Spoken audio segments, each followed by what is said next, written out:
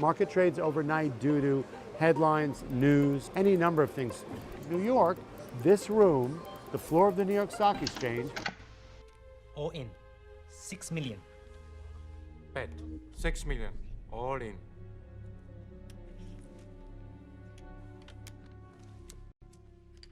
$5 million, all in. Bet is 6 million.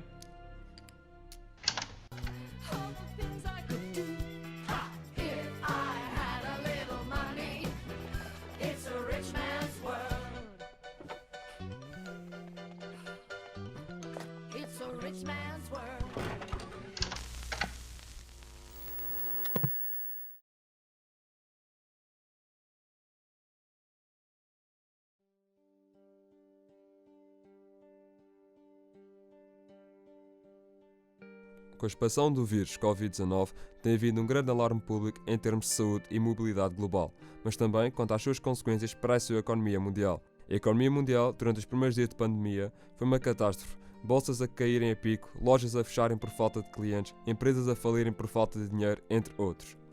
Estamos a falar de um impacto duro e complicado.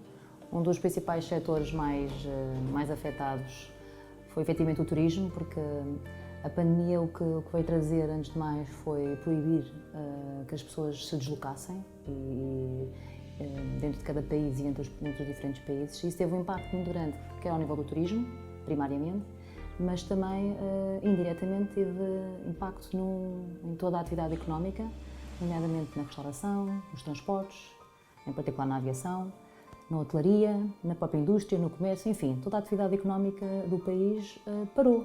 Não é? Portanto, o primeiro confinamento que estamos a falar decorreu entre março e maio, mais ou menos, sensivelmente, e isso teve um impacto brutal a vários níveis. Em Portugal, a economia também foi um fator que esteve em risco, pondo a vida de muitos portugueses em risco, fechando muitas empresas que não tinham capacidade e pondo milhares de portugueses em casa com medo de perder o trabalho. Temos aqui duas fações em que há quem esteja realmente assustado, cumpre as normas e garante o distanciamento, o uso da proteção. Isto também são custos acrescidos, não só para a área da saúde, como para toda a gente. As empresas que tinham capacidade de trabalhar remotamente optaram pelo trabalho em casa, o teletrabalho, e muitos dos trabalhadores encontraram dificuldades para se adaptarem à nova realidade. Isso teve um impacto brutal a vários níveis. Muitas empresas tiveram que se reorganizar.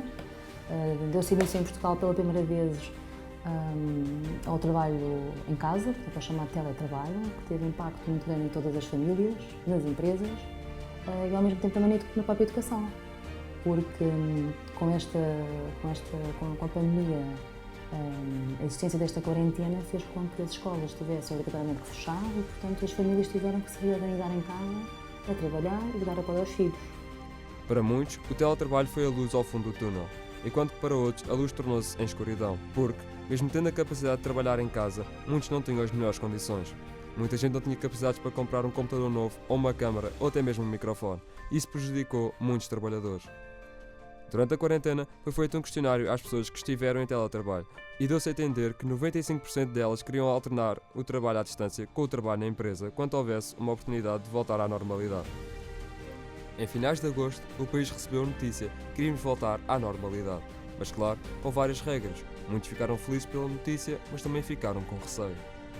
Muitas das empresas que tiveram a oportunidade de regressar ao local de trabalho tiveram muitos problemas e questões por resolver. Mas havia um que se destacava mais que os outros, que foi o orçamento e gastos da empresa. E como em algumas empresas era tão alto, houve muitas que nem as portas abriram.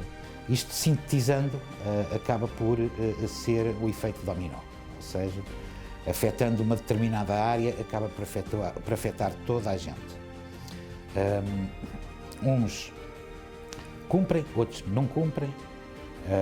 Invariavelmente, quem não cumpre tem as consequências de ficar infectado e de gerar mais despesa, o empenhamento de mais recursos para se promover ao tratamento daquele doente. Já toda a gente ouviu falar em unidades de cuidados intensivos, em ECMO, que é um equipamento que retira a circulação sanguínea e que filtra, de certa forma, artificialmente e volta a recolocá-la oxigenada na circulação. E, portanto, isto são equipamentos que custam caríssimo e, se nós formos contabilizar desde o par de luvas até toda aquela panóplia de material que constitui os equipamentos de proteção individual que auxiliares, médicos, enfermeiros têm que usar, temos aqui um custo astronómico que anteriormente não havia. Já como dizia o filósofo Arthur Schopenhauer, o dinheiro é a coisa mais importante do mundo. Representa saúde, força, honra, generosidade e beleza. Do mesmo modo que a falta dele representa doença, fraqueza, desgraça, maldade e fealdade. E agora, passados 7 meses de propagação do vírus Covid-19, fazemos repetidamente a seguinte questão: onde está a vacina para a economia?